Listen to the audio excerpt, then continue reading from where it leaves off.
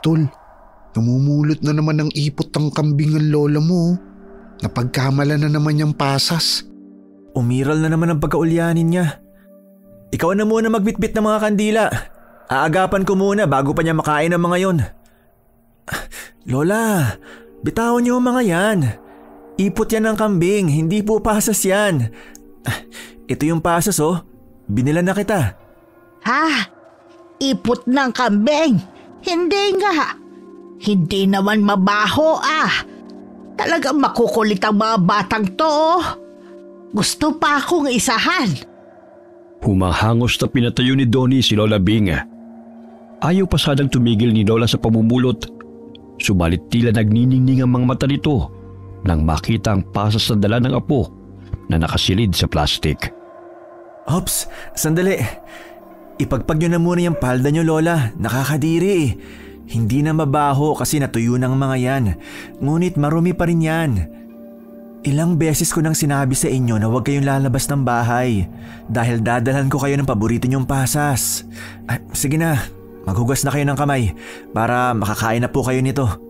Akala ko kasi pasas Ano ba tong mata ko? Malabo na talaga. Sus, nagdadahilan pa kayo. Napapadalas nyo ng ginagawa yan. Hindi lang malabo yung mata nyo, kundi makakalimutin na rin kayo. Nandun ang bahay natin Saan kayo pupunta? Nasaan ang bahay? Dako, naliligaw na yata ako. Ilang hakbang pa lang kayong napalayo. Naligaw na kayo agad? Tayo na po, para makaligo na kayo. Ano palang pangalan mo, iho? Nakalimutan ko na Lola, ako to, si Donnie. Ang pogi mong apo. Lola naman. Nagtatampo na ako sa inyo dahil nakalimutan nyo na ako. Ay, ikaw pala si Donnie. Ang laki-laki mo na. Kahapon lang parang mga 5 taong gulang ka pa lamang. Kay bilis talaga ng panahon. Pailing-iling na inalalayan ni Donnie si Lola Bing patungong banyo. Habang tumatagal ay palala ng palala ang pagiging makakalimutin nito. Mahigit na 70 taon na ang edad ni Lola. Kaya sa isipan ng binata ay normal lamang yun sa matatanda. Bagamat naging makakalimutin man si Lola, madalas naman itong naalala ang panahon ng kanyang kabataan. At minsan naman ay maayos naman ito ang kausap. Lalo na ang pasas na paborito nito na palaging pasalubong noon ang yumaw nitong asawa na si Lolo Danilo. Eto na po ang tuwalya, Lola. Sige na po, magbihis na agad kayo para makain nyo na tong dala kong pasas. Lola? Ayaw mo ba ng ubas? Sariwa po yun at makatas. Mas gusto ko yan dahil sa tuwing nakakakain ako niyan naaalala ko si Danilo. Alam mo ba, iho, na ito ang palaging dinadala sa akin ng lolo mo nung naliligaw pa siya? Maging ang pinatuyong mangga. May tindahan sila noong araw at nagkakilala kami sa palengke. Napakamahiyaan pa nun ng lolo mo. Sa dinami-dami nang nanligaw sa akin siya talagang nagustuhan ko. Imbis na bulaklakan dalhin niya sa bahay, itong pasas at pinatuyong mangga ang pasalubong niya. Dahil kakaiba siya sa lahat na maniligaw nyo kaya nyo siya nagustuhan, no? Bukod pa ron, si Lolo kasi komedyante. Palagi kanya napapatawa. Paano mo naman nalaman yan? Siyempre naman po. Sa araw-araw na kinikwento nyo ang tungkol kay Lolo nakabisado ko na lahat. Dahil sa husay nyo sa paggawa ng kandila na may iba't ibang disenyo, napahanga nyo nga siya. Ang pinaka-paborito niyang gawa nyo, yung may disenyo na paro-paro, di ba? Ay, nasabi ko rin yan sa'yo. Opo, La. Kaya magbihis na kayo. Ihahain ko na rin ang dala kong paksiw na bangus. Napapangisi pa si Lola habang nagbibihis. Napatingala sa dingding kung saan nakasabit ang litrato nilang mag-asawa. Wala silang anak. Bagamat nang matagpuan nila si Donnie sa kalsada na nanlilimos malapit sa pwesto nila sa simbahan, ay inalagaan na nila ito at itinuring na anak. 6 na taon lamang noon si Donnie nang iniwan ng ina sa simbahan at hindi na muling binalikan. pagtitinda ng kandila at mga halamang gamot na naging hanap buhay ni Lola Bing sa labas ng simbahan. Nakasalukuyang hanap buhay ng kanyang apong si Donnie. Kumusta naman ang pagtitinda mo, iho? Marami bang tao sa simbahan kanina? Hindi po masyado, Lola. Matumal nga eh. Ang dami rin kasing nagtitinda. Halos nakahilera lang ang mga mesa. Kaya umuwi na lang kami ng maaga ni Bobet. Ganun ba? Bukas sasama ako sa iyo, apo. Wala naman kasi kung ginagawa rito bukod sa pakikipagkwentuhan dyan kay Maria eh. Minsan sabi niya tapos ko na raw ikwento sa kanya. At inuulit ko pa. Ay, sandali. Nandiyan na pala si Bobet. Tol, biglaan ang order ni Ginang Santiago para daw sa birthday ng anak niya. Kaso nga lang 3 araw na lang gaganapin na ang pagdiriwang. Ilang pirasong kandila bang ipapagawa niya? Mga 100. Giveaways daw eh. Kaso nga lang may disenyong evil eye. Kaya ba natin to? Patingin nga. Kaya yan. May hulmahan naman tayo dyan na ginamit natin sa disenyo ng dahong kandila. At may mga pangkulay pa naman akong asul at pula na katulad sa disenyong yan. Ikaw ang bahala, malikhain ka naman eh. Iti-text ko na bang tatanggapin na natin to? Sige, sisimulan na natin mamaya. Sayang din yan eh. Para bukas, transparent box na lang ang bibili natin na paglalagyan yan. Ayun, na-text ko na. Umpisa pa lang to ng maramihan nating order. Dapat gandahan natin para marami tayong magiging customer. Matumal pa naman ang bentahan sa simbahan ngayon. Napakunot noo si Lola nang makita ang larawan. Muli niyang inilapag yon sa mesa at may kinuha sa luma niyang baul. Bit-bit niya ang isang kwintas at ipinakita yon sa kanyang apo. Ang nasa larawang yan ay katulad nitong pendant sa kwintas ko na masamang mata. Aanhin niyo ba ang larawang yan, ha? Ito po ay gagawin naming scented candle, Lola. Ipinapagawa po para sa kaarawan bilang giveaway. Ganun ba? Kakaiba naman ang ipinapagawang kandila. Napaka mapamahiin. At naniniwala sa masamang mata na nagdudulot ng proteksyon sa kanya. Anong proteksyon, Lola? Akala ko nga malademonyo ang evil eye na yan eh. Kaya nag-aalinlangan akong tanggapin ang order ni Ginang Santiago kanina. Hindi direktang nauugnay sa satanismo o nagmula sa demonyo ang masamang mata o evil eye. Sa halip ito'y isang paniniwala na may mga tao o bagay na may kakayahang magdulot ng masama sa pamamagitan ng tingin o intensyon. Kapag nagkaroon ka ng positibong evil eye, naging proteksyon ito mula sa masasamang tao. Bumabalik sa may masamang hangarin ng kanilang ginagawa o makapagbigay ng sakit o anumang di ka nais-nais na pangyayari. Paano kung negatibong evil eye, Lola? 2 klase ang evil eye. Makakapagbigay ng swerte o di kaya'y kapahamakan. Kaya dapat mag-ingat kayo sa natatanggap ninyo. Dahil may ibang masamang mata na humihigop ng positibong enerhiya ng tao na siyang magdudulot ng kamalasan sa buhay. Nakakatakot naman yan. Yung kwintas mo, Lola, malas ba yan o swerte? Syempre swerte ito. Minana ko pa to sa lola ko eh. Naging swerte nga ako kay Danilo. Kahit hindi kami nabiyayaan ng anak, dumating sa buhay namin si Donnie. Ang sweet nyo naman, Lola. Parang maiiyak ako ah. Suot mo na ito.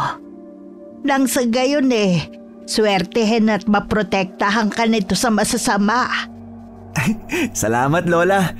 Kahit wala naman ang kwintas na to, napakaswerte ko dahil minahal niyo ako ni Lolo. Sayang nga lang dahil pumanaw na siya at hindi na natin siya nakakasama. Hindi magtatagal magkakasama din kami ng lolo mo. Kaya mag-iingat ka palagi, mahal kong apo. Si Lola naman ayoko po marinig yan. Aabot ka pa po ng 100 taon. Oo nga pala Lola, makakakuha ka pa ng 1,000 kay Mayor pag nagkaganon. Totoo ba yan? Naku naman, marami na tayong mabibili niyan mga apo. Sana naman makarating ako sa edad na 100 para marami na tayong pera. Ang saya-saya mo talagang kasama Lola Bing. Siya nga pala, uuwi na muna ako. Maliligo lang ako at maghahapunan tapos babalik ako rito para naman maumpisahan na natin ang order ni Ginang Santiago. Mula pagkabatay matalik na magkaibigan na sina Donnie at Bobet. Magkapatid na ang kanilang turingan. Kaya't magkasama na sila sa paggawa at pagbibenta ng kandila na itinuro sa kanila ni Lola Bing. Bukod sa paggawa ng kandila, ay may kakayahan din si Lola sa panggagamot. Yun nga lang yung naging ulyanin at makakalimutin na. Ngunit bago pa yun nangyari, ay naituro niya ang lahat ng nalalaman sa kinikilala niyang apong si Donnie. La, ngayon ko lang nakita ang kwintas na to Syempre ngayon ko lang inilabas Sinusuot ko yan dati nang maliit ka pa. Kaso nga lang napigtasan tali. Kahapon habang naglilinis ako, nakita ko yan at naisipan kong palitan ng tali. Mabuti na lang at nakita ko ang larawan, kaya naalala ko yung kwintas na ibibigay sa'yo. Pakaingatan mo yan, apo, ha? Dahil ilang henerasyong nagsalin-salin yan, mula pa sa mga manggagamot kong ninuno. Parang nangungusap naman ang matang to, Lola. Makakatulong yan sa'yo laban sa masasama. Huwag mong ipapahawak kahit kanino para hindi mabawasan ang bisa ng anting-anting na yan. Espesyal na bato ang nasa balintataw niyan na dinasalan pa ng aking mga ninuno para lumakas ang kapangyarihan laban sa masasamang nilalang. Alam mo, apo, hindi na ako bumabata. Nararamdaman kong nangihina na ang katawan ko. Kaya nga madalas na ang pagiging makakalimutin ko Ayoko na maging pabigat pa sa'yo. Ngayon alam ko nang kaya mo na ang sarili mo. At naituro ko rin naman ng lahat ng paraan para mabuhay nang wala ako. Panatag na ang loob ko na iwanan ka sa mundong ito. Lola naman. Ayoko nagsasalita kayo ng ganyan. Iiwan mo na ba ako? Ayaw mo na ba akong makasama? Mahal na mahal kita, Donnie. Ngunit nandun na tayo sa realidad ng buhay. Darating ang araw na mamamatay ako. Pero magiging masaya ako dahil nahubog ka namin ng lolo mo bilang isang mabuting tao. Huwag mong kalilimutan ang lahat ng pangaral at mabubuting na ituro namin sa'yo ng lolo mo, ha? Hindi na napigilan ni Donnie na pumatak ang mga luha sa sinabi ni Lola Bing. Hindi siya sanay na nagdadrama ito dahil makwela itong kausap. Ngunit sa pagkakataong yun ay gusto na nitong mamaalam. At yun ang bagay na kinakatakot niya. Mahigpit niyang niyakap si Lola habang napapahikbi. Naputol ang kanilang pag-uusap nang marinig ang katok sa pintuan. Nandiyan na si Bobet, Lola. Iwan niyo na lang ang pinagkainan natin sa mesa at ako na po magliligpit niyan. Magpahinga na po kayo. Ako na, iho. Wala naman akong gagawin Sige na, pagbuksan mo na ang kaibigan mo. Sige po, Lola. Tol, may natira pa palang mga kahon sa bahay. Bibili na lang ako bukas ng kulang. Naihanda ko na rin naman ang mga gagamitin natin. Sa dinami-dami ng disenyo, ito pa talagang napili ng anak ni Ginang Santiago. Si Maricar yung anak niyang babae, di ba? Naging kaklase kayo nung grade 5. Tahimik pero may pagkamasungit. Oo, siya nga. Hindi kaya gusto niyang maging manggagamot katulad ng lola mo? Kaya gustong-gusto niya ang evil eye? Naging ordinaryong palamuti na to ng mga modernong tao ngayon. Iba naman ang kulay na binigay ni Lola. Berde at kulay dilaw at asul yung balintataw. Samantalang yung nasa larawan na susundan natin, kulay pula at nakakatakot. Parang mata ng adik. Di bale, malaking pera naman ang kapalit nito. Kaya umpisa na natin gawin ngayon. Pinainit ko na yung lata para maya-maya ilalagay ko na yung wax upang tunawin. Tsaka nandyan na rin naman ang mga tali at molder. Tapos na ako maghugas ng plato. Tutulungan ko na kayo sa paggawa ng mga kandila, iho. Lola, magpahinga na po kayo. Kaya na po namin to ni Bobet. Basta kung kailangan nyo ng tulong ha, sabihan nyo lang ako. Opo, Lola. Matulog na po kayo. 8:00 na oh. Bago matulog ay sinindihan ni Lola Bing ang kandila na naroon sa ibabaw ng altar at nagdasal. Humalimuyak ang bango ng sampagita sa buong bahay. Grabe, ang bango naman nun. Saan nanggagaling yun? Sa kandila na gawa ni Lola. Alam mo naman na basta siyang may gawa, sobrang bango. Teka. Ano bang scent ang gusto mong gawin natin? Pabango na gawa sa rosas, sampagita, ilang-ilang o eucalyptus? Ano bang mabango? Hindi ako eksperto sa mga ganyan eh. Ikaw na ang bahala kung anong ilalagay mo. Alam ko na, ilang-ilang scent na lang ang gamitin natin. Alam mo ba, pati pabango gawa to ni Lola. Kaya nga sobrang makakatipid tayo eh. Ang galing niya no? Pati yung mga langis na gawa niya mabenta rin dahil sobrang bango. Alam mo bang gumawa nun? Oo, pero hindi kasing galing ni Lola. O ayan, tunaw na ang wax. Sandali at hahatiin ko lang para malagyan na natin ng iba't ibang kulay yung 3 maliliit na lata. Oh, dahan-dahan lang. Baka mapaso ka.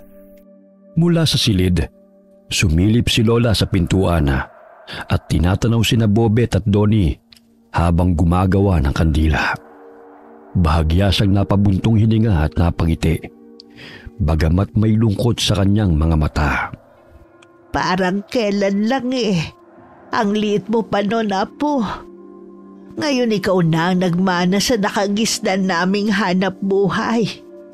Sigurado ako magiging matagumpay ka dahil sa sipag at diskarte mo. Gabay ang kanawa ng Panginoong lumikha. Hindi magtatagal makakasama ko na ang lolo Danilo mo. Isinarado ni Lola ang pintuan at pinatay ang nakasinding kandila bago natulog. Hating gabi na'y abala pa ang 2 magkaibigan sa paggawa ng mga kandila na pang-souvenir. Ayan, medyo tuyo na yung mga ginawa kong balintataw na kulay pula at asul. Bukas na tayo gumawa ng pinaka-base niya na pagpapatungan natin ito. Kahit papano matatapos din natin to bago sumapit yung kaarawan. Kung magpagawa kasi, sobrang tipid naman sa oras. Mabuti na lang at marami tayong molder na pabilog dito. Kahit papano nagagawa natin ang paraan. Para sa ekonomiya, kakayanin natin. Makakabawi naman tayo sa puhunan dahil 40 isang kandila Oo nga 3:00 na ng umaga na magpahinga ang magkaibigan. Pagkatabi silang natulog sa papag habang pinapatigas ang mga ginawang kandila na kanilang inilagay sa molder. Mahigit kalahati na ang kanilang nagawa kaya napagpasya nilang magpahinga. Nagising si Lola Bing at tumambad sa kanyang paningin ang nakanganga at naglalaway na 2 bata. Ay nako, bakit dito natulog ang mga to? Baka pagkape ng alak. Ang daming kandila palang nagawa ng mga batang to Kakaibang disenyo na masamang mata to. Pambihirang obra, nakakamangha. Aray! Ano ba yan? Ang bigat-bigat naman ng paa mo, Bobet. Oh, iho. Gising ka na pala. Gusto mo bang ipagtimpla kita ng kape, ha? Magandang umaga po, Lola. Sige po. Ang ganda at ang bango ng mga kandila. Sino ang nakaisip ng disenyong masamang mata na yan? Order po ito ng customer, Lola. Ginaya lang namin yung nasa larawan. Ganun ba? Matapos nyo magawa lahat ng yan uusalan ko muna ng orasyon, ha? Sa gayon positibong enerhiya ang matatanggap ng mga taong makakakuha niyan. Nararamdaman ko kasi na Tila may masamang enerhiya na pumapaloob sa nagpapagawa niyan eh. Ay, ganun po ba, Lola? Oo. Gisingin mo na nga yung kaibigan mo. Nakakarindi ang lakas ng hilik niya eh. Tanghali na, naglalaway pa. 3:00 na po kasi kami nakatulog. Mamaya matatapos na namin ang lahat ng to para bukas handa nang isilid sa mga kahon at i-deliver. Matapos mag-agahan, agad na nagsimula muli ang magkaibigan sa paggawa ng mga kandila. Tinulungan sila ni Lola Bing, kaya napabilis silang natapos. Tol, tingnan mo si Lola, parang may saltik. Parang kinakausap niya yung mga kandila oh. Inuusalan niya yan ng orasyon para bigyan ng positibong enerhiya ang kandila. Alam mo naman si Lola, mapamahiin. Akala ko kung ano na. Ay, malapit na natin makumpleto ang 100 kandila. 20 na lang ang patutuyuin para matapos na ang lahat. Ayan. Naorasyonan ko na ang mga kandila at isinilid sa kahon. Wala na kayong problemahin. Lola, salamat sa tulong niyo ah. Wow, ang gaganda naman po ng pagkakatali ng laso. Siyempre naman, kinalakihan ko na ang gawaing ito eh. Oo nga po. Baka bukas ng hapon po ma-deliver na namin to ni Bobet. Makakabili na rin tayo ng lechong manok at ng paborito niyong pasas, Lola. Marami na tayong pera, Apo. Makakatikim na rin ulit ako ng lechong manok. Ayan, konting kembot na lang at matutuyo na rin yung panghuling mga kandila. Lola, bakit ang saya mo yata? Sino ba naman ang hindi sasaya kung makakakain ng lechong manok, ha? Ikaw, hindi ka ba matutuwa? Ay, oo nga naman no. Tama ka, Lola. Makakabili na rin tayo sa wakas ng lechong manok. Sa ngayon magtiis na muna tayo sa daing, ha? Hindi pa bayad ang mga kandila, di ba? Bukas po, Lola. Matapos na ma-deliver namin to. Kinabukasan, 4:00 ng hapon dinala ng magkaibigan ng mga inorder na kandila sa bahay ni Naginang Santiago. Napamangha sila sa disenyo ng hardin nang pinapasok sila ng katulong. Nag-iisang babaeng anak lamang si Maricar sa 3 magkakapatid. Kaya lahat ng kahilingan nito sa mga magulang ay nasusunod. Grabe naman. Trending na talaga ang evil eye na yan. Tingnan mo namumula pa yung nakalagay sa gitna ng ginawang entablado. Para bang nakakakilabot? Ang importante, natapos natin na maaga tong mga pang-giveaway. Mababayaran na tayo. Yan na ba mga in-order ni Mami? Magandang hapon. Oo, eto na yung mga kandila. Ang ganda. Nakuha niyo ang gusto ko. Maraming salamat. Pakilapag na lang sa mesa ang kahon. Tsaka ito pala ang bayad kasama na dyan ang tip niyong 2. Aba, swerte nga. Sige, mauna na kami. Happy birthday na lang sa'yo, Ma'am Maricar. Masayang inilabas ang dalaga ang mga souvenirs sa kahon. Napalingon pa ang 2 magkaibigan sa entablado sa ginagawa ng ilang kalalakihan. Ang yaman pala nito, Tol. Noon parang normal lang naman ang pamumuhay nila, hindi ba? Sa public school lang naman nag-aaral noon si Maricar, di ba? Hindi malabong mangyari yun kapag masipag magtrabaho. Tsaka nasa ibang bansa na dati yung tatay niya. Kaya tuloy-tuloy ang pag-asenso nila. Oo nga no. Sana umasenso rin tayo sa paggawa ng mga kandila. Ay, mangyayari yan. Basta masipag lang tayo. Nakakapagod man pero kailangan nating magtiyaga para sa mga pangarap natin. Kailangan pa nating makapag-ipon para makapag-aral sa kolehiyo. Maiba ko, Tol. Malaki ang pinagkaiba ng itsura ni Maricar ngayon. Noon kahit may pagkamasungit, disente pa rin siya tingnan. Ngayon kulay itim ang guhit ng mga mata. Kahit yung mga burloloy sa katawan. Siguro rakista na siya ngayon. Maangas na. Bago natin makalimutan, bibili pa tayo ng lechong manok. Yari tayo kay Lola Bing pag wala tayong dala. Ano ba? Siyempre hindi ko yun nakakalimutan. Sabik na ako makakain ulit ng lechong manok, no? Ang tagal din nating hindi nakakain nun eh. Kasi yung kita natin, sapat lang pambili ng bigas at murang ulam. Kaya ngayon magpakabusog tayo.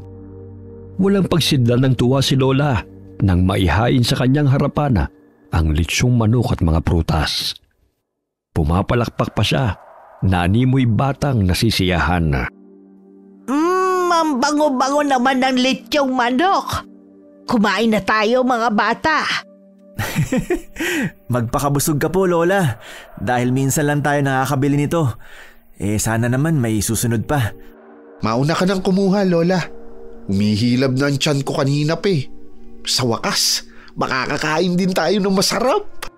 Hinay-hinay lang baka mabulunan kayo.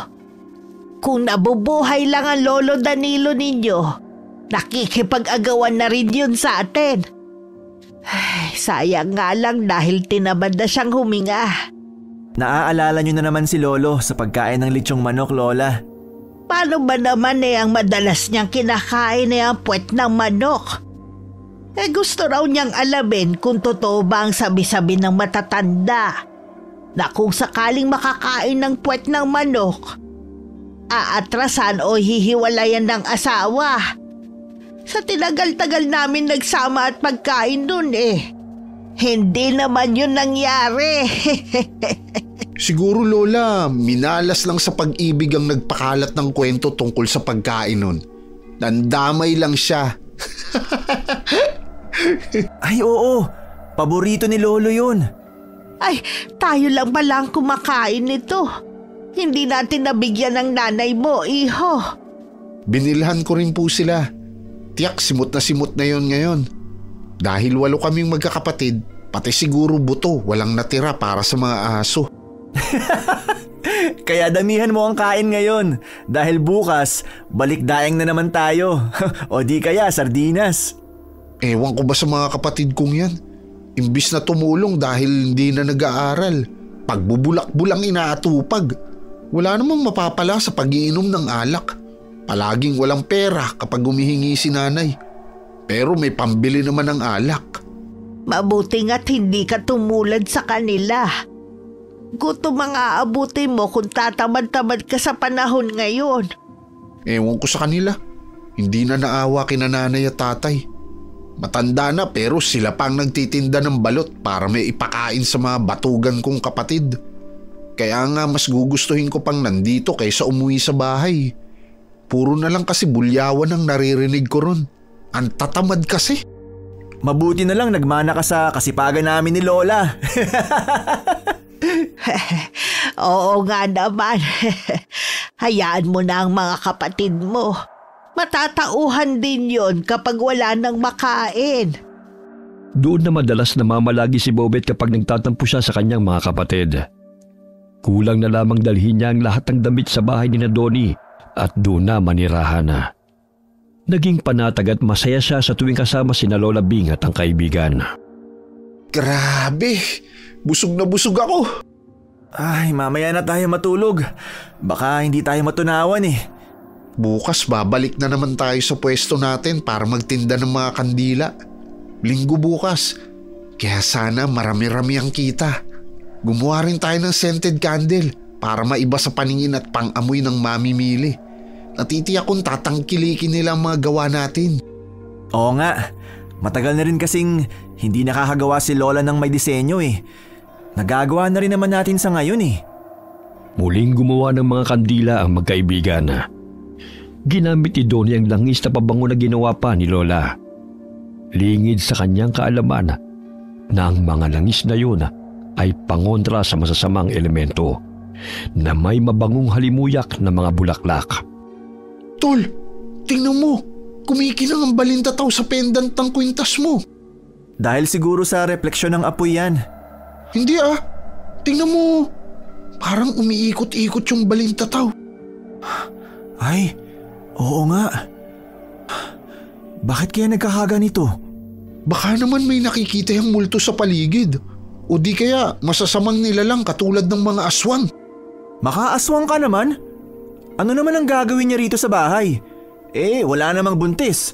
Tsaka kung kakainin niya tayo, tiyak matetetano yun. Sa payat ba naman natin? Matutusok lang ang lalamunan nun ng mga buto natin.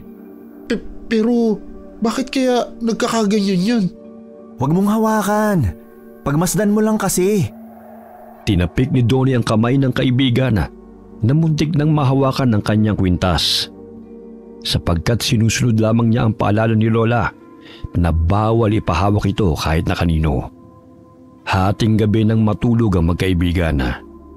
Kinabukasan, nagising sila ng alas 7 ng umaga. Ngunit hindi pa nila nakikitang lumabas ng silid si Lola Bing. Nakakapanibagong tulog pa si Lola. Araw-araw yung maagang nagigising upang magkape. Sandali nga, sisilipin ko sa kanyang silid. Oo nga eh. Baka naman sumama ang pakiramdam. Maayos naman ang kalagayan niya bago matulog Oh, nandiyan pa ba si Lola sa kwarto niya? Bobet, tingnan mo. Mahimbing pa rin siyang natutulog. Ngunit diretso ang katawan niya habang yakap ang larawan ni Lolo. Kinakabahang nilapitan ng binata ang papag kung saan nakahiga si Lola Bing. Hinawakan niya ang kamay nito upang gisingin. Palakas ng palakas ang kabog ng kanyang dibdib nang maramdaman na malamig na ang mga palad ni Lola at hindi na ito humihinga. Lola! Gumising ka! Alas 7 na! Tol, anong nangyayari? Bakit umiiyak ka na riyan? Tol, hindi na humihinga si Lola. Halika nga, pakiramdaman mo. Baka naman nagkakamali lang ako. Ano? Baka naman tinamad lang siyang huminga. Sandali at yuyugyugin ko. Hindi kaya sumama na siya kay Lolo Danilo? Saan naman sila pupunta? Ang tanda na nila para magtanan. Baliw! Hindi yan ang ibig ko sabihin. Kundi sumama na siya sa kabilang mundo. Patay na si Lola. At malamig na siyang bangkay. Ha? Patay na si Lola? Ako, Lola Bing, gumising po kayo. Sana hindi na lang kami bumili ng litsyong manok. Yun na palang masaya at huling hapunan mo. Lola naman, huwag mo naman kaming iwan. Bobet, dalhin na natin siya sa ospital. Baka naman maagapan pa ng doktor at nakatulog lang si Lola. Patay na siya, Tol. Hindi na siya humihinga. Nakakatakot kung magising ang patay dahil magiging amaranhig na yun. Ano na gagawin natin? Di tumawag sa morgue. Pambira naman si Lola. Iniwan na tayo. Umiiyak na nakaupo si Donnie sa harapan ni Lola Bing habang hawak-hawak nito ang kamay ni Lola. Salamat, Lola, sa lahat ng pagmamahal na binigay niyo ni Lolo Danilo sa akin. Hindi niyo man ako kadugo pero pinaramdam niyo ang pagmamahal na pinagkait ng sarili kong mga magulang. Hindi ko po makakalimutan ng lahat ng pangaral at mga tinuro niyo. Mahal na mahal ko po kayo. Tol, dumating na ang mga embalsamador. Kukunin na nila ang labi ni Lola. Sige, papasukin mo na sila. Huwag ka nang umiyak. Matanda na si Lola. Mabuti nga, hindi na siya naghirap pa bago mamatay. Natulog lang siya ng mahimbing. Madalas na siya nagpapaalam sa akin eh. Minsan sinasabi niya na nakikita na niyang sinusundo na siya ni Lolo. Pero ayaw pa niyang sumama dahil hindi pa raw siyang handang iwan ako. Naaalala mo ba nung araw na ibinigay niya ang kwintas sa'yo? Tsaka yung nakita nating umilaw ang pendant nun. Yun na siguro ang hudyat na handa na siyang iwanan ka dahil naipamana na niya sa iyo yung kwintas na yan. Minsan gumagana rin pala ang utak mo, Bobet. Yun din ang naisip ko eh. May lumang kwaderno sa ibabaw ng mesa. Tingnan mo nga yun. May sangkap ng halamang gamot na ginagawa ni Lolang nakasulat dito. At mga orasyon pangontra sa masasamang elemento. Yan lang ba talagang naipamana ni Lola sa'yo? Maghalungkat ka pa. Malay mo lihim palang milyonaryo si Lola at may titulo ng lupa na nakaipit sa mga papel na yan. Ikaw talaga, sa kaka-cellphone mo yan eh. Sige, manood ka pa ng mga K-drama. Paano naman magiging milyonaryo si Lola? Mula pa pagkabata, pagtitinda na ng kandilang kabuhayan namin. Ay, oo nga pala. Sorry. Isang linggo ring ibinurol si Lola sa kanilang bahay. Tanging sina Donnie at malalapit na kakilala nila ang nakiramay, sapagkat hindi kilala ng binata kung sino-sino ang mga kapatid at kaanak ni Lola. Ang alam lamang niya ay nakatira si Lola sa Palawan at sumama kay Lolo sa Visayas nang sila'y magsama bilang mag-asawa. Mabuti na lang talaga at inampung ka ni na Lola. Nakakalungkot kasing isipin na walang mag-aasikaso sa labi niya kung nagkataong namatay siya na wala ka. Kung hindi nila ako inampon, siguro nagpalaboy-laboy na ako sa kalsada at napahamak na ako. Tol, tingnan mo. Parang umiikot-ikot na naman yung balintataw sa kwintas mo. Ano na naman kaya ang nangyayari kapag nagkakaganyan? Trip lang siguro ng mata na magpaikot-ikot kapag nasisilaw.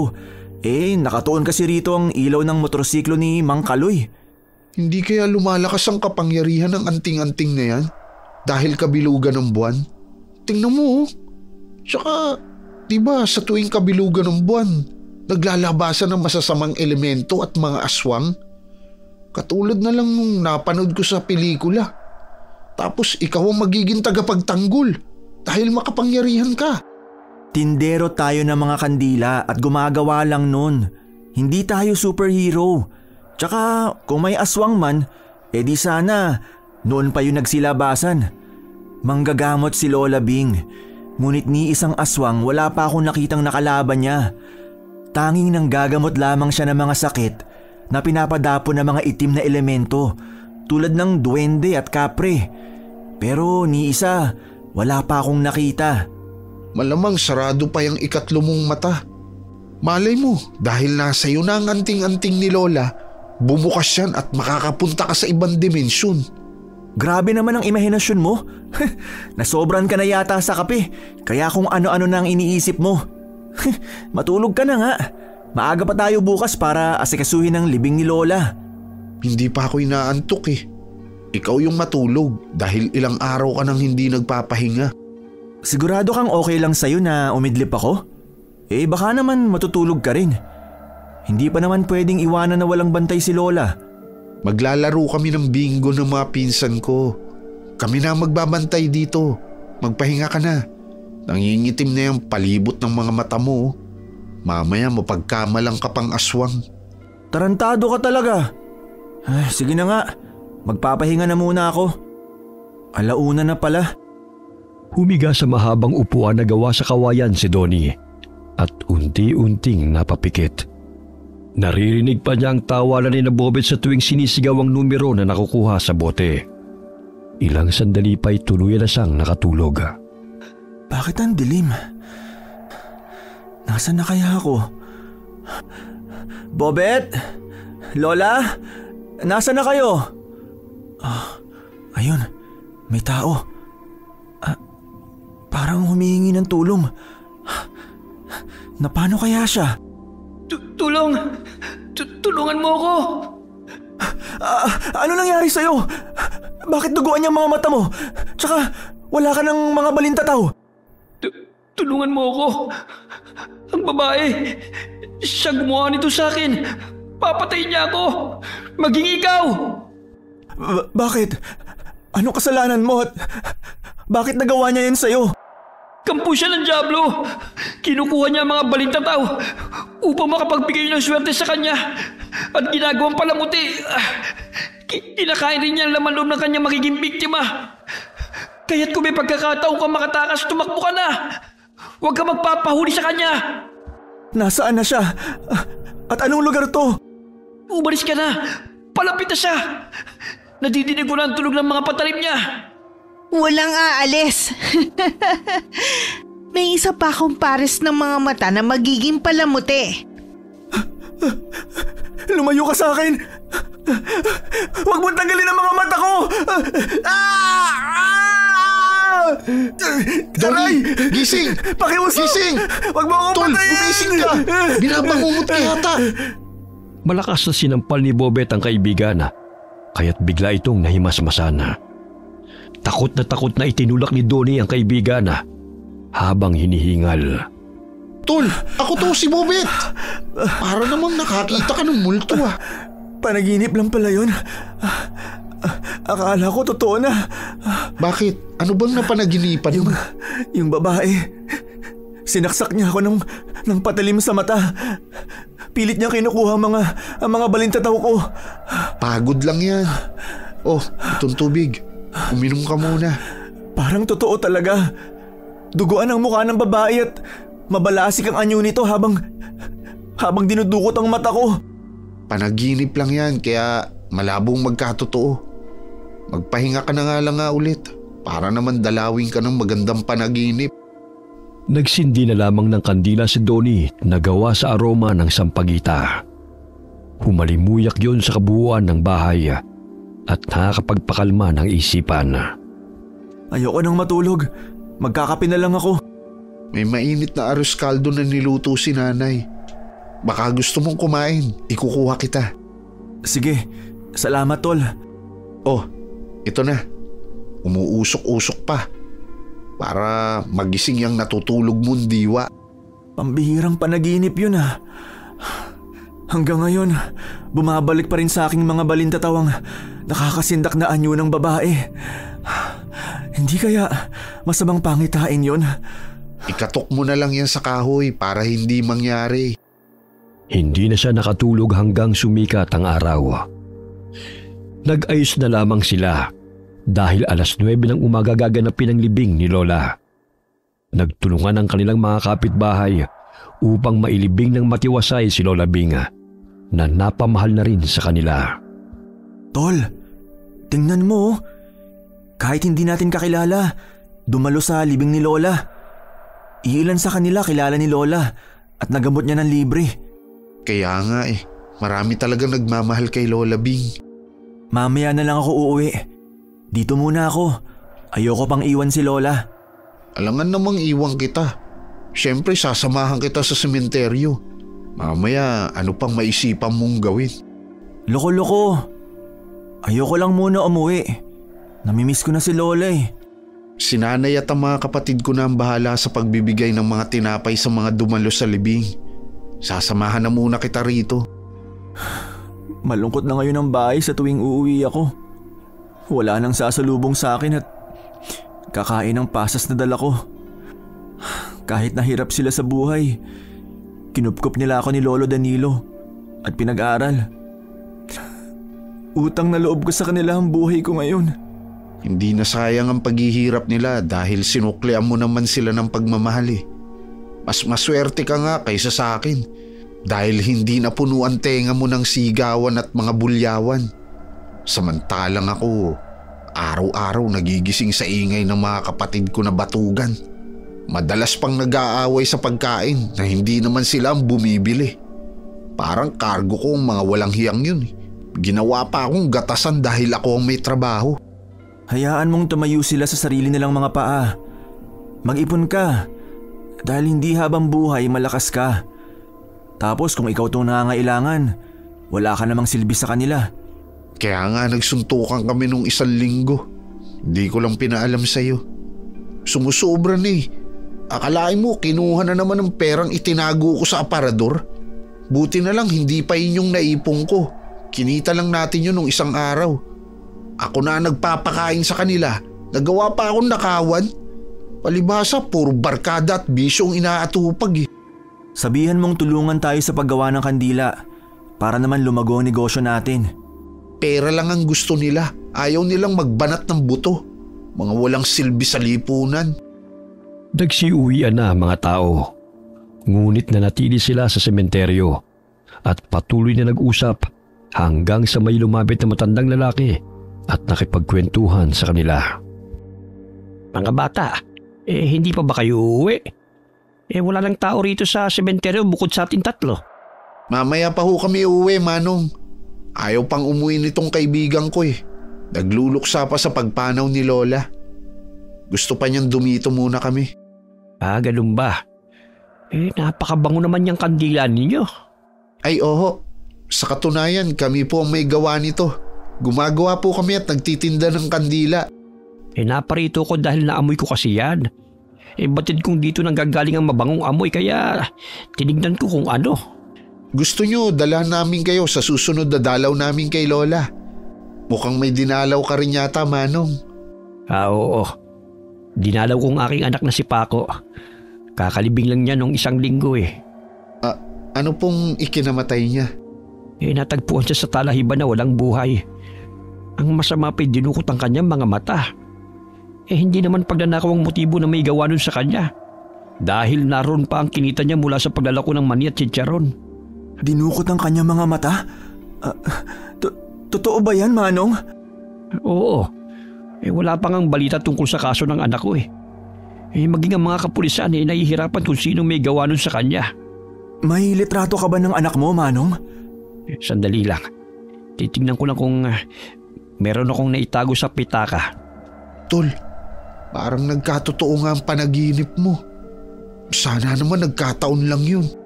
Ito. Ito si Paco, iho. Parang kamukha nga niya yung lalaking humihingi ng tulong na nasa panaginip ko. Siya nga yun. Sigurado ka ba, Tol? Ibig sabihin nagkatotoo ang panaginip mo. Ngunit kagabi mo lang siya napanaginipan. Pero 2 linggo na mula nung mamatay siya. Maaaring nagbibigay siya ng babala sa akin. O di kaya'y humihingi ng tulong upang makamit niya ang hustisya. Ngunit paano ko naman malalaman o mahahanap kung sino ang may kagagawa nun sa kanya? Sa dinami-dami ng babae dito sa mundo. Hindi ako papayag na mababaw na lamang sa limot ang pagkamatay ng aking anak. Hahanapin ko kung sino man ang may gawa ng pagkamatay niya. Kung may alam po kami, sasabihin ka agad namin sa inyo, Manong. Ako nga pala si Joaquin. Diyan lamang ako nakatira sa kanto, malapit sa sementeryong ito. Naging sideline ko ng paglilinis dito sa sementeryo at nagtitinda ako ng mani at chicharon sa gabi. Ako po si Donnie at siya naman si Bobet. Sige na, mauna na ako sa inyo. Mag-iingat kayo ha. Huwag kayo magpagabi. Delikado na ang panahon ngayon. Marami ng masasamang taong umaaligid. Maging ang mga inosente wala ng takas. Inihatid ng tingin ng 2 binata ang matandang lalaki habang lumalakad palayo. Malungkot ang mga mata nito. Bagamat hindi maikukubli ang galit sa mukha nito nang ikwento sa kanila ang sinapit ng kanyang anak. Pambihira, nagkatotoo ang panaginip mo, Tol. Paano kung nakakasalubong lang pala natin sa daan yung salarin? Kailangan nating maghanda at magdala ng patalim pang self-defense. Hindi na talaga maganda ang takbo ng mundo. Kaliwat kanan ng patayan na napapabalita. Ngunit nakakagimbal dahil maging sa panaginip ko ay nagkatotoo.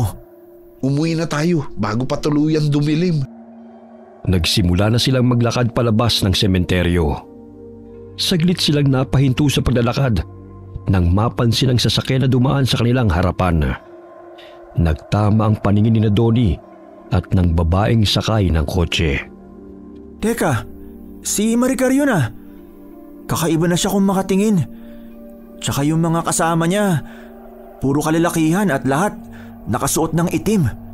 Parang grupo na sila ng kulto, hindi na rakiste. Hindi ko mapaliwanag ang pakiramdam ko nang magtamang paningin namin, Bobet. Bigla na lang akong kinabahan. Baka naman may spark o hindi kaya para bang may slow-mo? Yung katulad sa telenovela na bigla na lang nagkain laban?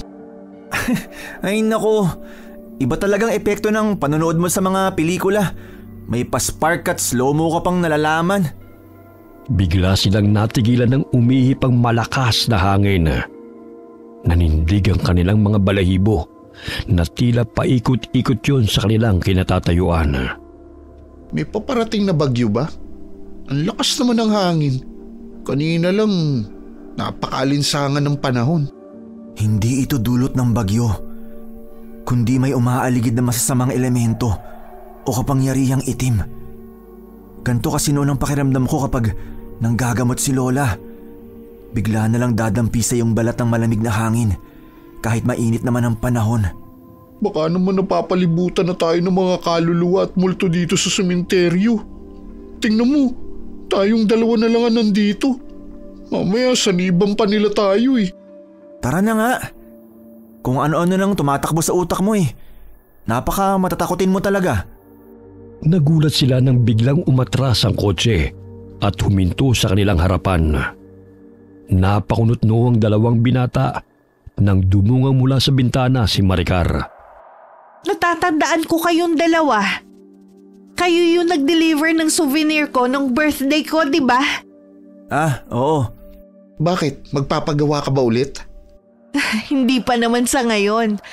Napansin ko kasing naglalakad kayo eh. Sumabay na kayo sa amin. Malayo-layo pa naman ang sakayan mula rito. Ay, oo ba? Sa katunayan, pagod na rin ako eh. Hindi na, Ma'am Maricar. Salamat na lang. May dadaanan pa kasi kami ng kaibigan ko. Meron pa ba, Tol? Bakit ngayon mo lang sinabi kung kailan pa uwi na tayo? Huwag na kayong mahiya. May bakanting upuan pa naman sa likod oh. Tsaka mga kaibigan ko lang naman ang kasama ko rito. May dinaanan lang din kami. Kung gusto nyo, ihahatid na namin kayo. Salamat na lang pero meron pa kasi kaming kukunin dyan sa kanto eh. Pinandilatan ni Donnie ng mata ang kaibigan upang sumang-ayon na lamang sa kanya. Tinapik pa nito ang likod ni Bobet dahilan na magsalita ito. Oo nga pala, nakalimutan ko. May dadaanan pa pala kami dyan sa kanto. O sige, kayo ang bahala. Sige na David, umalis na tayo. Mag-ingat kayo. Salamat na lang ulit. Matalim na tinitigan sila ng dalaga habang mapaklang nakangiti. Tumindig ang mga balahibo ni Donnie dahil sa kilabot na naramdaman. Nanariwa sa kanyang isipan na mukha ng dugo ang babae sa kanyang panaginip. Pinilig-pilig niya ang ulo at kinurap-kurap ang mga mata dahil ayaw niyang pagbintangan si Maricar. Tol, anong nangyayari sa'yo? Umalis na sila pero hindi ka pa rin tumitigil sa pag-iling-iling dyan. Wala. May naalala lang ako. Mukhang tinamaan ka na kay Maricar Tapatin mo nga ako, Tol. May gusto ka ba sa babaeng yun? Ha? Ano pinagsasabi mo? Wala no? Wala pa sa isipan ko magkanobya. Umuwi na nga tayo. Matapos na mailibing si Lola Bing, sinamahan na ni Bobet ang kaibigan sa bahay nito. Napabalikwas siya ng bangon nang mapanood sa cellphone ang balita tungkol sa natagpuan na namang bangkay sa liblib na lugar. Tol, tingnan mo ang balita. May natagpuan na namang bangkay. Katulad sa nangyari sa anak ni Mang Joaquin. Pakiwari ko, hindi lang isa o dalawang tao ang may kagagawan niyan, kundi marami. Ano kaya ang dahilan? Bakit kaya nila kinukuha ang mga mata? Alam mo bang ilang beses na ako nananaginip na humihingi ng tulong sa akin ng mga biktima? Pero wala akong magawa. Pagtatawanan lang tayo ng mga pulis kung babasihan lang ang mga panaginip ko. Sasabihin nila na nababaliw na ako. Humihingi ng tulong ang mga nagpapakita sa iyo. Isa siguro sa kapangyarihan ng kwintas na ibinigay sa ni Lola ay ang matulungan ng mga kaluluwang sumisigaw ng hustisya. Hindi normal na tao ang pumapatay, kundi kumakain din sila ng laman. Nakikita ko sa panaginip ko ang evil eye na kawangis na pinagawa sa atin ni Maricar. Ayokong isipin na isa siya sa salarin dahil wala naman ako matibay na ebidensya. Pero malakas ang kutob ko eh. Subaybayan kaya natin ang bawat galaw niya. Lalo na't nakakatakot pang mga kasamahan niyang lalaki na nakita natin noong nakaraang araw. Paano kung sila nga ang pumapatay? Kung ganon, hindi basta-basta ang mga tao ang babanggain natin.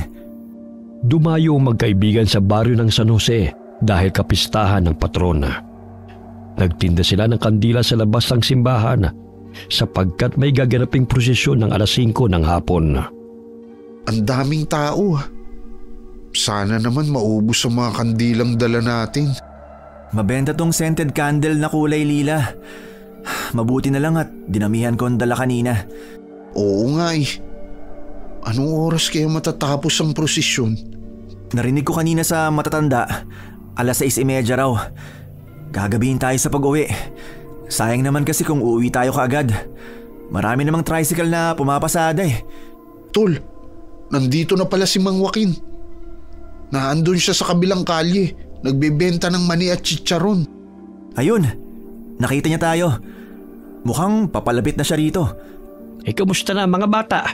Marami na ba kayong naibenta? Sakto lang po. Kayo, kumusta na? Eto, ganun pa rin. Kailangan magtinda para may pangtusto sa araw-araw na pangangailangan. Kamusta na po pala ang kaso ng anak ninyo?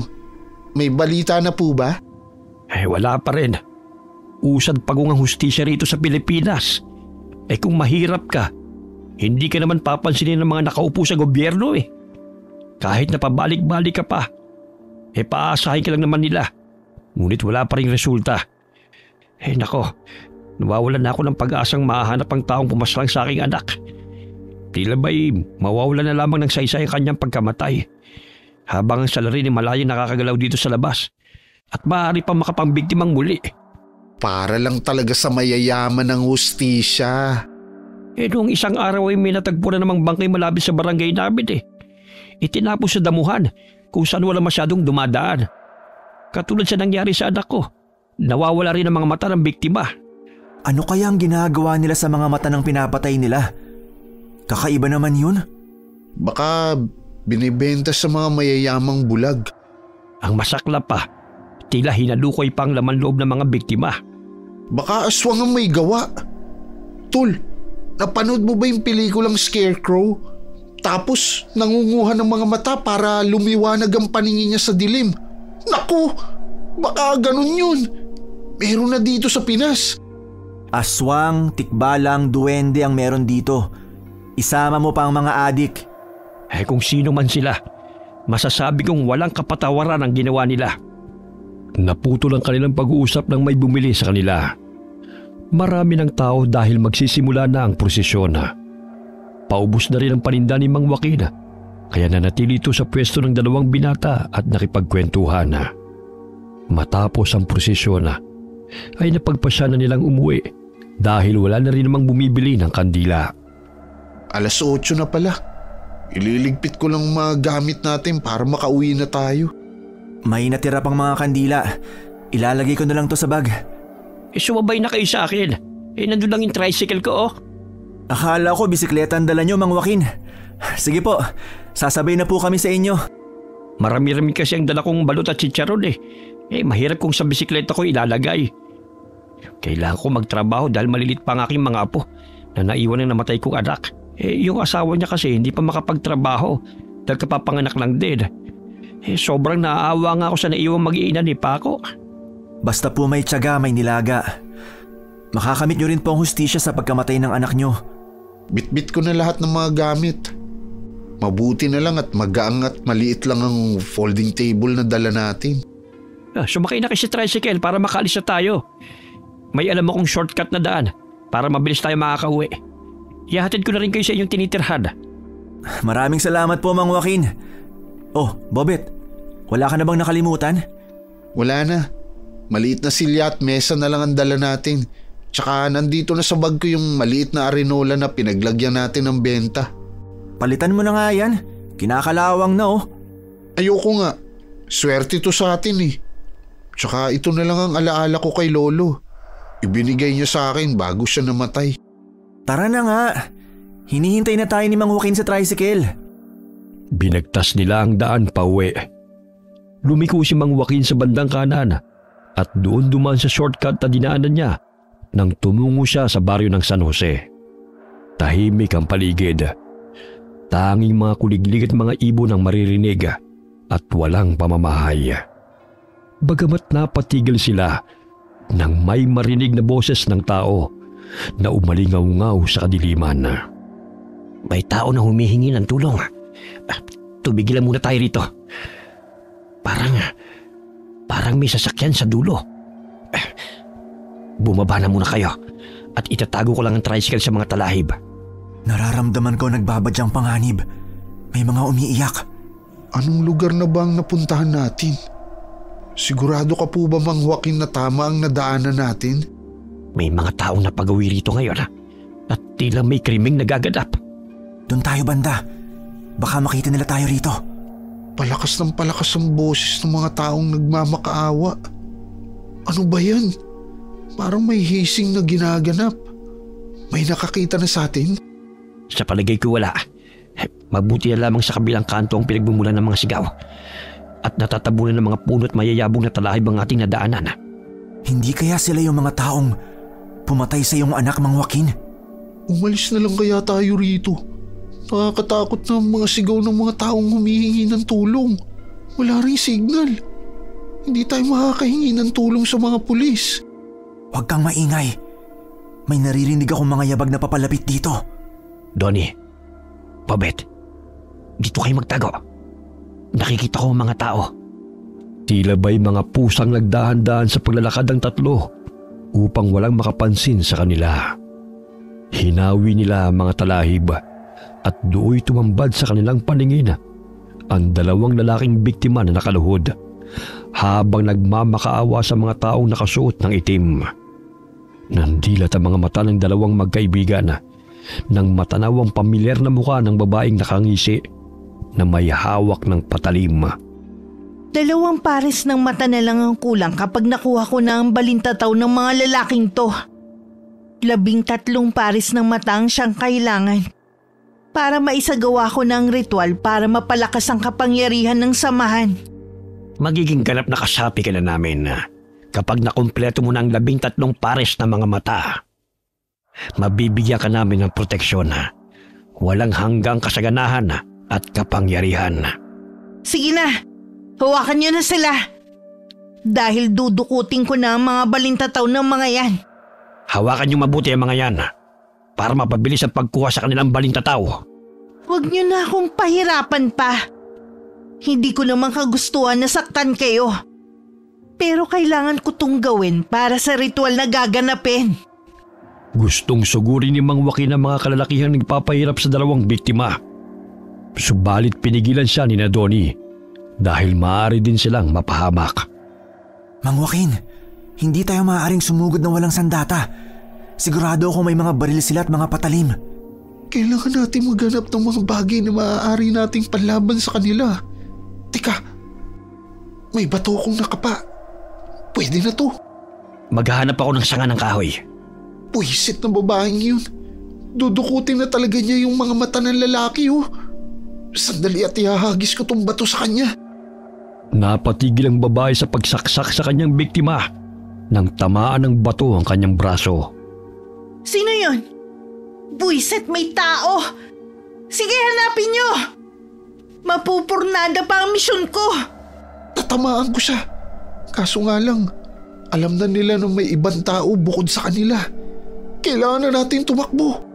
Doon tayo sa malaking puno ng mangga. Naririnig ko na mga yabag na mga taong paparating. Nasaan na ba si Mang Joaquin? Naghanap ng kahoy. Tol, tingnan mo. May ahas sa harapan natin. Gusto tayong tuklawin. Ahas nga, pero tingnan mo siya. Nakatuon ang kanyang paningin sa kwintas ko. Tila natigilan siya at hindi kumukurap. Yung pendant, umiikot na naman ang balintataw. Parang nahihilo na yata yung ahas sa kakatitig dyan ah. Ilang sandali pa'y umalis ang ahas na tila ba'y may naguutos sa kanya. Dumaan lamang ito sa harap ni Mang Joaquin at gumapang palayo. Ang laki ng ahas na yun ngunit tila ba'y hindi niya ako napansin at dinaanan lamang ako. Maging kami hindi niya sinaktan. Baka kakampi na natin siya. Sana naman iligtas niya tayo mula sa mga walang hiyang tao na yun. Tulong! Ayun, may sumisigaw. Parang tinutuklaw ng ahas. Nahipnotis mo ang ahas sa taglay mong kwintas, tol. Ayos, may kakampi na tayo. Tingnan niyo, pumulupot sa laig ng lalaki ang ahas hanggang hindi na ito makahinga. Tama ang sinabi ni Lola na makakatulong ang kwintas na to kapag may panganib. May paparating na naman. Kinuha kong tubo sa tricycle. Babasagin ko talaga ang bungo ng mga lalaki yan. Malakas na hinataw ni Mang Joaquin ng lalaki sa ulo. Bagamat nasangga ito ng lalaki, kaya't nagpagulong-gulong sila sa damuhan. Bobet! Kailangan nating tulungan si Mang Joaquin. Dinadaganan siya ng lalaki. Sandali at kukunin ko ang arinola at ihahampas ko to sa kanya. Matibay kaya to.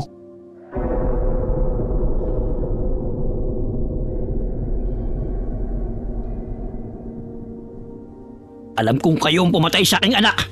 Mga walang hiya kayo. Nandamay pa kayo ng mga inosenteng tao para lamang may katuparan ng walang kabuluhan yung misyon. Mga demonyo kayo! Maging ikaw ay papatayin ko. Pati ang dila mo'y dudukutin ko. Sa gayon ay tumahimik ka. Ikaw ang tumahimik! Bitiwan mo si Mang Joaquin, tarantado ka! Malakas na hinataw ni Bobet gamit ang arinola ang ulo ng lalaki ng paulit-ulit. Sumasalpok ito sa ulo ng lalaki, ngunit tila hindi ito nakakaramdam ng sakit. Ang tigas ng ulo mo, ha? Tigilan mo yung bunggong! Mas matibay pa ang arinolang to kaysa sa bungo mo! Kahit pagtulungan niyo pa, hindi niyo ako mapapatay! Wow! Hani pa. Hindi pa nayuyupi, oh. Talaga lang ha? Bubutasin ko yung leg mo, hayop ka! Matira matibay. Tingnan natin kung sinong unang masisira. Yang pagmumukha mo o itong arinola na ipinamana pa sa akin ng lolo ko.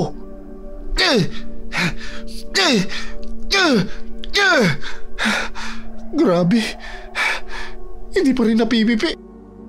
Naaaliw na pinupukpok ni Bobet ang ulo ng lalaki. Ngunit bigla siyang natigilan nang mapansin ang namumula nitong mga mata at kumulubot ang balat sa mukha. Akala mo ba matatakot mo ako sa mukha mong yan? Uy, kanina ka pa pangit! Tinitiis mo lang ang sakit kaya namumuo na yung dugo sa mata mo. Kaya namumula yan. Walang iya ka? Huwag kang tumigil sa ginagawa mo, Bobet! Dali, sasaksak ko ang tubo sa leg ng animal na ito! Mga tsempo lang ako. Pagbubuhol-buholin ko yung mga bitukan ninyong dalawa. Tinadyakan ni Bobet ang lalaki, dahilan para matumba ito. Tinulungan niyang makatayo si Mang Joaquin at muli nilang sinugod ang lalaking nagmistulang aswang. Inilagay niya sa ulo ng lalaki ang arinola at paulit-ulit na hinataw ni Mang Joaquin ang tubo ang katawan ng kalaban hanggang sa unti-unti itong manghina. Kahit patayin ko man kayong lahat, hindi nyo na may babalik ang buhay ng aking anak. Ngunit mapipigilan ko naman kayo sa inyong mga kasamaan. Nandilat ang mga mata ni Bobet nang itarak ng matanda ang tubo sa leeg ng kalaban. Pilit itong tumatayo, subalit paulit-ulit na ibinabaw niyo ng matandang lalaki sa katawan nito. Tingnan mo, Mang Joaquin. Parang nangingitim yung mukha niya. Aswang nga ba siya? Hindi ko alam. Ngayon lamang ako nakasagupan ng ganitong nilalang. Tila ba parang itim na engkanto na ang itsura niya, oh. Kakaibang nilalang naman ang napatay natin. Kung hindi magawang mabigyan ng hustisya ng alagad ng batas ang pagkamatay ni Paco, ako mismong papatay sa mga pumaslang sa kanya. Nasaan na si Donnie? Hindi ko na siya nakikita. Baka nahuli na siya ng mga kalaban. Hanapin po natin, Mang Joaquin. Magkasama silang nagkubli sa mga talahib at hinanap si Donnie.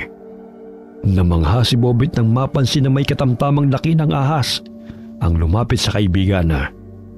Nang hawakan ito ni Donnie, ay bigla itong tumigas na maihahalin tulad sa ahas na naging bato. Ano nangyayari? Nakakamangha naman. Parang baston habang kumikinang ang mata ng ahas na to ah. Grabe, tol. Hindi ako makapaniwala na biglang naging basto ng ahas ng hawakan mo. Nagkatotoo ang sinabi ko na ikaw ang tagapagtanggol ng mga naaapi.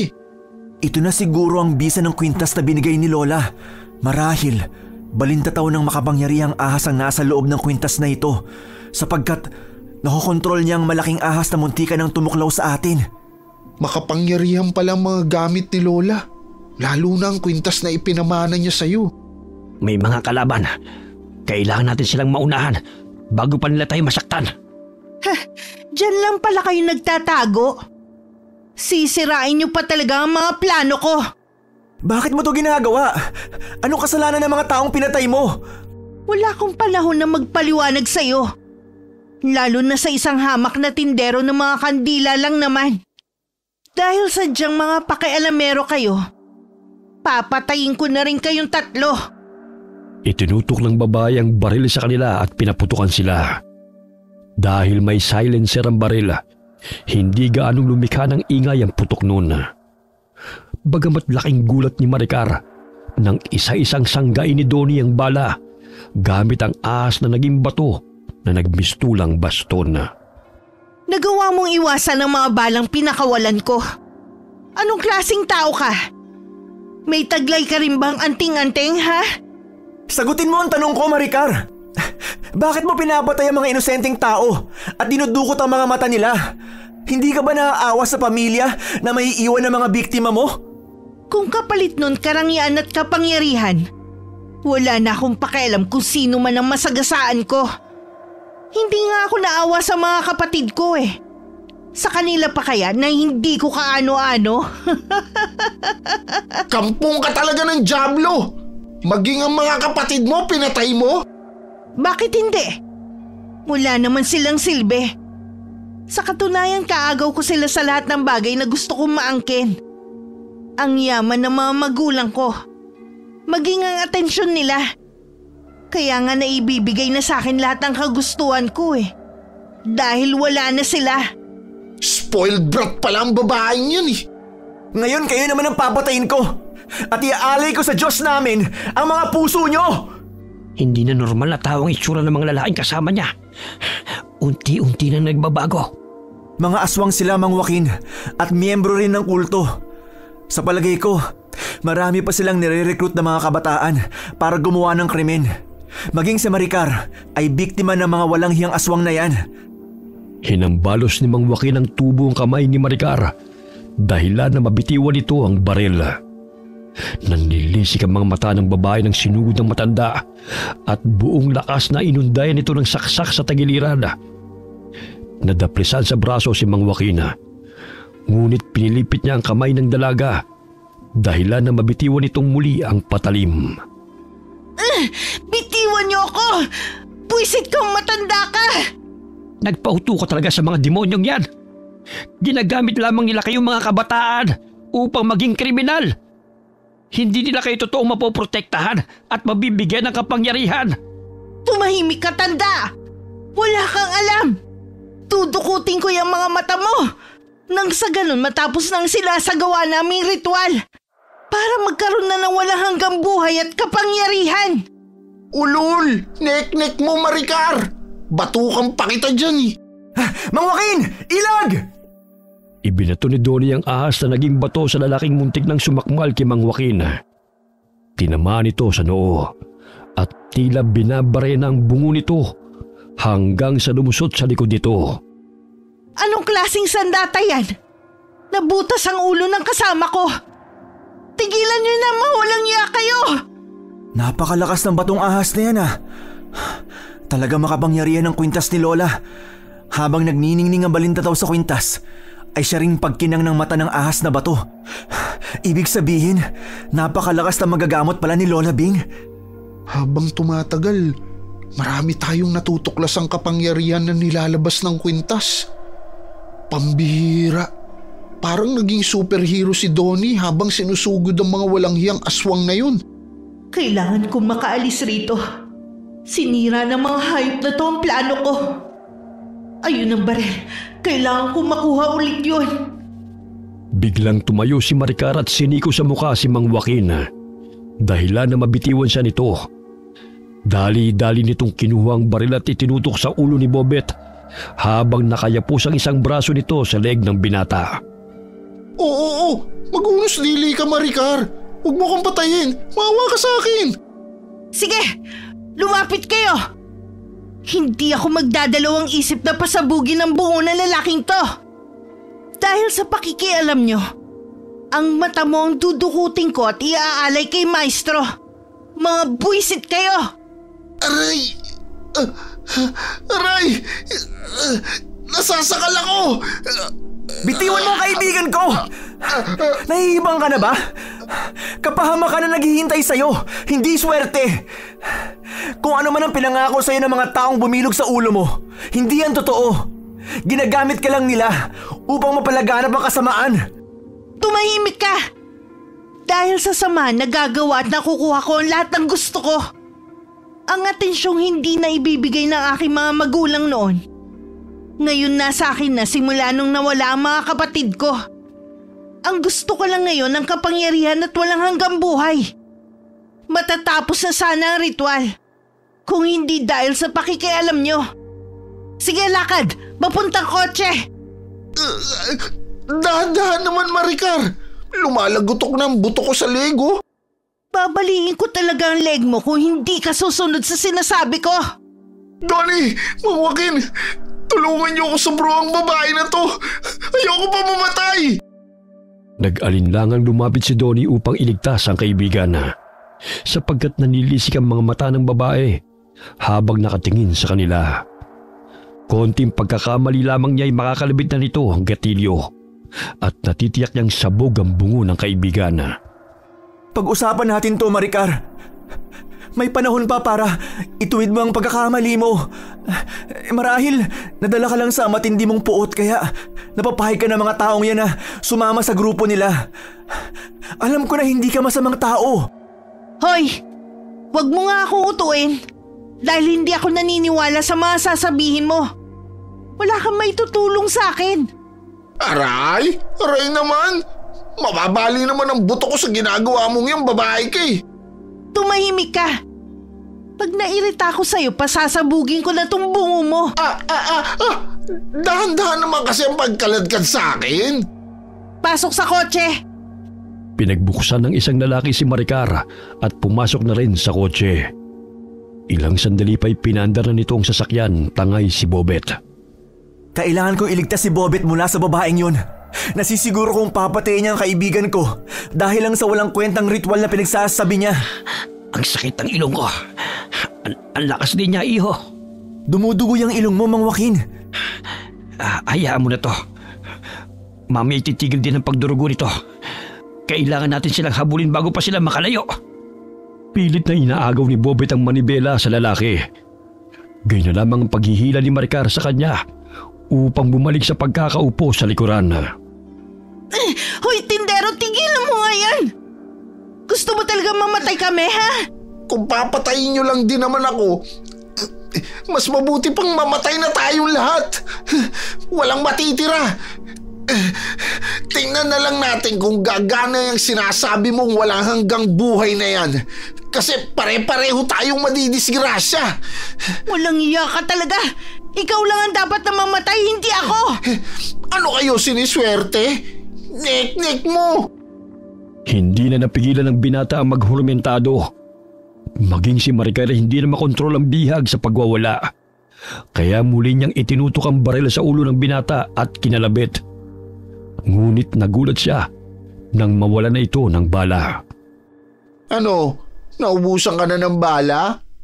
Naku, pag siniswerte ka nga naman. Paano ba yan? Hindi mo na ako mapapatay. Yun ang akala mo. Dudukutin ko pa rin yung mga mata mo. Baliw ka, adik, spoiled brat. Wisit kang babae ka. Ang mata mo ang dudukutin ko kung hindi ka tumigil dyan. Papatayin kita. Pati ang kaibigan mo pumatay sa mga kasamahan ko. Mula sa salamin ay palipat-lipat ang tingin ng lalaki nagmamaneho kina Maricar at Bobet na nag-aagawan sa patalim. Nakumpirma ni Bobet na miyembro ng kulto ang mga kalalakihan. Maging si Maricar dahil sa tattoo ng mga ito sa leeg na baliktarang trianggulo na may mata sa loob. Napasulyap ang binata mula sa likod ng kotse at naaninaw niyang sumesenya si Donnie. Kaya't malakas niyang itinulak si Maricar palayo sa kanyang katawan at napalukip-kip sa gilid ng kotse. Malakas na binato ni Donnie ang ahas na naging bato patungo sa sasakyan. Wari lumilipad ito sa ere at tumama sa salamin at lumusot sa ulo ng driver. Ano nangyari? Sino may gawa niyan? O ano ha? Sino ang mas malakas ang kapangyarihan? Ang samahan ninyo o ang mga tindero ng mga kandila? Ha? Sige, sagot! Pinatay niyo ang kasama ko. Anong klaseng mga tao kayo, ha? Anong grupo ang kinabibilangan niyo? Bakit ang lakas niyo? Lalo na isang kasama mong tindero. Nagmula kami sa angkan ng mga malulupit na mga mangkukulam. Kaya ngayon pa lang matakot ka na dahil babalutin ko ng kandila yung buong katawan mo. Mga malulupit na mangkukulam. Kaya pala hindi kayo natatakot sa amin. Oh, bakit parang ikaw nang natatakot? Huwag ka mag-alala. Hindi lang mata ang kinukuha namin sa mga binibiktima namin, kundi pinagpuputol-putol pa namin ang mga bahagi ng katawan nito at ginagawang manika na binalot ng wax. Pamilyar ba sa iyong kwentong yan? Hindi lang yung katang isip, kundi totoong nangyayari. Lumayo ka sa akin! Huwag kang lalapit! Kung gusto mo, sampulan pa kita eh. At ikaw ang 15 gagawin kong taong manika na babalutin sa wax. Pinandilatan pa ng mga mata ni Bobet ang babae, kaya taranta itong bumaba ng kotse. Nanginginig na sumulyap ito sa lalaking kasama na naliligo sa dugo bago kumaripas ng takbo. Ilang sandali pa'y bumaba rin siya ng kotse at napansin ng papalapit na sila Donnie at Mang Joaquina sakay ng tricycle. Bobet, nasaan na si Maricar? Ayun, tumakbo dahil natakot. Hanip tol, sapul mo sa ulo yung lalaki. Muntik pa ako matamaan. Mabuti na lang nakailag ako ng mabilis. May mga kasamahan pa silang nagtatago sa paligid. Batid ko mas lalakas pa sila pagsapit ng hating gabi at malapit na ang oras na yon.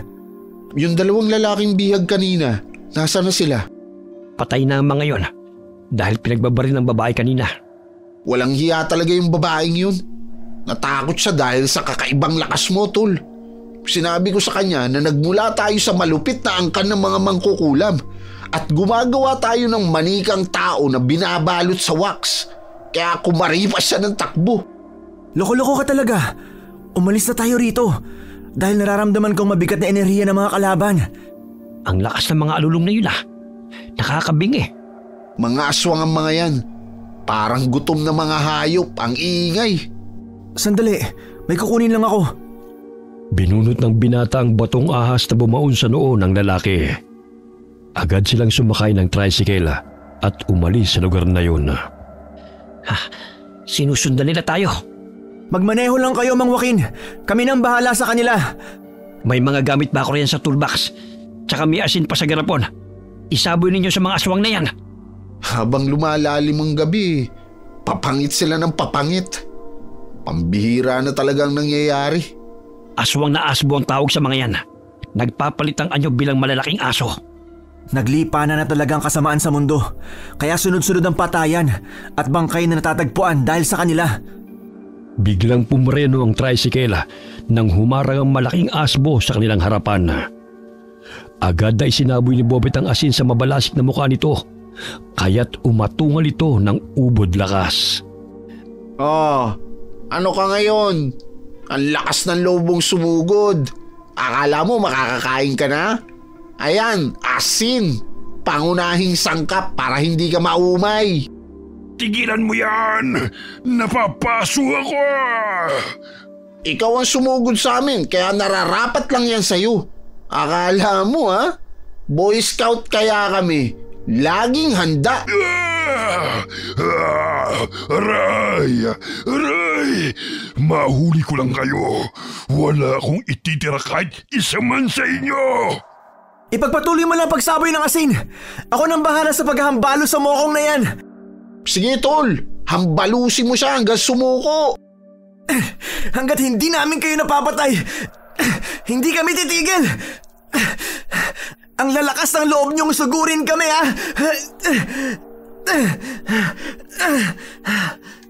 Kinuha ni Bobet ang ply sa toolbox at inipit ang tenga ng aswang na sumusugod sa kanila. May 2 pang aswang na nakipagbuno sa kanila, kaya isa-isang nilabanan ni Mang Joaquin at Donnie ang 2 aswang na papalapit sa kanilang kinaroroonan. Ayaw mo talagang tumigil, Ngayon, ipaparamdam ko sa iyo kung paano mawala ng bahagi ng katawan. Pipigtasin ko talaga tong mga tenga mo. Aray! Ang tenga ko naputol! Hayop ka! Hoy, ikaw ang mukhang hayop. Kahit na itabi mo pa yung mukha mo sa akin. Paulit-ulit na sinaksak ni Bobet gamit ng screwdriver ang mata ng aswang hanggang sa sumirit ang dugo nito at pumalahaw sa sakit. Dahil hindi makakita ang kalaban, buong lakas niyang itinarak sa bandang dibdib nito ang screwdriver na binudbura niya ng asin. Pasuray-suray na napatras ang kalabang aswang bago bumulagta sa lupa. Oh, nasaan ang angas mo ngayon? Bago nyo kami mapatay, uunahan muna namin kayo. Bobet! Sa likod mo! Ilag! Ayaw mo makipaglaban sa kaibigan ko tapos dito ka pupunta sa akin? Paborito nyo talaga ako saktan? Mga walang hiya kayo, ha? Harangan mo siya! Gusto pa talagang tumakas, ha? Umalis ka riyang bata! Anong klase mga tao kayo? Bakit tila ba hindi kayo pangkaraniwang mga nilalang? Takot ka na rin, no? Kanina, tapang yung saktan yung dalawang lalaking biktima. Ngayon, para kayong mga tuta na umaatras. Tumakbo si Donnie at hinambalo sa ulo ang aswang ng paulit-ulit. Pilit pa itong lumalaban, ngunit hindi nito nakayanan ng bawat pagsugod ng binata sa kanya. Iniiwasan rin nito ang liwanag na nagmumula sa balintataw ng kwintas ng binata. Animoy nahihilo ito sa tuwing napapatitig doon. Anong klaseng kwintas ang taglay ng binatang yan? Tila hinihigop nitong enerhiya ko. Mabibigyan na rin ng hustisya ang pagkamatay ng lahat ng mga pinatay nyo. Pinagdamutan nyo sila ng karapatan na makasama ang mga mahal nila sa buhay. Aray, anong klaseng tao yan hinahampas mo sa akin? Nakukuryente ako. Nararamdaman kong palakas ng palakas ang kapangyarihan na nilalabas ng kwintas. Hindi ako nahihirapan na labanan ng mga aswang na to. Nandilat ang mga mata ni Donnie nang mapansin na ang ahas na naging bato na ginagamit sa paghahambalo sa aswang ay muling nabuhay. Tinuklaw nito sa mata ang kalabang aswang at pumulupot sa leeg nito hanggang sa hindi na ito makahinga. Tingnan mo, Bobet. Kakaiba ang ahas na yan. Parang alam niyang gagawin para labanan ng mga kalaban natin. Oo nga. Teka, may mga ahas na dumadaan. Papunta sila sa kalabang aswang ni Mang Joaquin. Tingnan mo, oh. Tanging ang aswang ang tinutuklaw nila. At iniiwasan nila si Mang Joaquin. Napakahiwaga talaga ng kwintas na ipinamana sa'yo ni Lola. Naririnig mo ba yun, Bobet? May mga pumapalahaw. Di kalayuan mula rito. Parang mga atungal ng hayop katulad sa mga aswang na to. Hindi kaya sinasalakay sila ng mga ahas? Oo nga. Maging si Mang Joaquin ay napamangha dahil iniligtas sila ng mga ahas na naroon sa gubat. Hindi man lamang sila tinuklaw ng mga ito matapos na suguri ng mga aswang na kanilang kalaban. Kahit papano nabigyan din ng hustisya ang pagkamatay ng aking anak, maging ng ibang biktima. Kakaibang kwintas na taglay mo, iho. Isa yan sa anting-anting na may batong mutya na nagmula sa pinakamalakas na uri ng mga ahas. Ingatan mo yan na huwag makuha ng ibang tao dahil kung sakali makuha ng masasamang loob, gagamitin nila yan sa kasamaan. Opo, Mang Joaquin. Tahimik na ang paligid. Wari ko'y namatay na ang mga kalaban. Tignan nyo, tila mauubos na ang mga laman ng mga aswang sa agat ng mga ahas. Ipagbigay alam na lang natin sa kapulisan ang tungkol sa mga aswang na pinatay ng mga ahas. Ano naman ang sasabihin natin? Naniniwala ba sila sa aswang? At sa hiwaga ng makapangyarihang mutya? Bahala sila kung ayaw nilang maniwala. Halata naman na mga ahas na lumapas sa mga aswang na yun. Muling pinaandar ni Mang Joaquin ang tricycle at binagtas ang daan palabas ng gubat. Bigla siyang pumreno nang sumulpot sa kanilang harapan si Maricar at muntik nang mabangga. Yung babaeng kasama ng mga aswang, buhay pa siya at tumatakas! Hoy, Maricar! Bumalik ka rito! Saan ka pupunta? Lubayan niyo ako! Mga buwisit kayo! Akala mo makakatakas ka pa, ha? Ngayon, ikaw ang dadalhin namin sa presinto para magpaliwanag sa mga kapulisan. Akala mo, ha? Hinuli ng magkaibigan si Maricar na nooy pilit pang pumapalag. Pagdating sa presinto, pinabulaan na nito ang lahat ng akusasyon ng dalawang binata at ni Mang Joaquin. Mga sinungaling ang mga yan. Hindi ako pumatay sa 2 lalaki sa gubat. Silang 3 at ang mga taong natagpuan yung bangkay. Biktima ako rito, hindi ako ang kriminal. Hoy Maricar, napakasinungaling mo talaga. Tingnan mo nga yung tattoo mo sa batok. Katulad sa mga aswang, mga lalaking pinatay ng mga ahas. Mabuti pa ang mga ahas marunong mangilatis kung sino ang totoong mga kriminal. Magmamaang-maangang ka pa talaga, ha? Naku sir, huwag kayong maniwala sa kanila. Gusto pa akong pagsamantalahan ng mga yan. Maniwala kayo sa akin. Pagsamantalahan ka dyan. Wala kaming pag-anaasa sa'yo, no? Sinungaling ka! Baya-maya'y dumating ang umiiyak na si Ginang Santiago. Sinabi niya sa kapulisan ang natuklasan ito sa kanilang basement. Kaya't nandilat ang mga mata ni Maricar nang isiwalat ng ina na natagpuan ito ang mga matang nakasilid sa garapon at ang iba'y nilagyan pa ng kemikal upang tumigas na ginawang palamuti sa dingding. Maging ang cellphone ng 2 lalaking anak, pinaghihinalaan ng Ginang na pinatay ng sarili nitong anak na si Maricar. Ma, hindi ako may gawa nun. Yung mga lalaki at si Jeff, sila ang nagutos sa amin na pumatay. Bibigyan daw nila kami ng proteksyon at walang hanggang kapangyarihan. Maniwala ka sa akin, Ma. Umahagulgul na lamang si Ginang Santiago habang nakaharap sa anak na si Maricar. Dahil lahat ng kagustuhan at hingin nito ay binibigay niya, kaya sobrang na-spoiled ang anak hanggang sa sumama sa mga barkada at mapariwara ang buhay sa pagsanib sa grupo ng kulto na kinabibilangan ng mga aswang na siyang nambibiktima ng mga kabataan. Hindi lamang si Maricar ang nahuli ng mga kapulisan, kundi ang iba pa nitong mga kakilala na sumapi sa grupo ng mga kultong aswang na pumapatay. Akalain niyo yun, Mang Joaquin, Bobet? Ang dami pala nila. Mabuti na lang at natuklasan ang grupo nila. Kung hindi, marami pa silang mabibiktima. Sinabi mo pa. Kakaibang diskarte ng mga aswang na yun, ha? Pinapasali sa kanilang samahan ng mga kabataan para mapadali ang kanilang pambibiktima. Kahit papano'y nabunutan na rin ako ng tinik sa dibdib. Makakatulog na ako ng maayos dahil nabigyan na rin ng hustisya ang pagkamatay ni Paco. Baka naman gusto magtinda ng mga kandila ng asawa ni Manong Paco.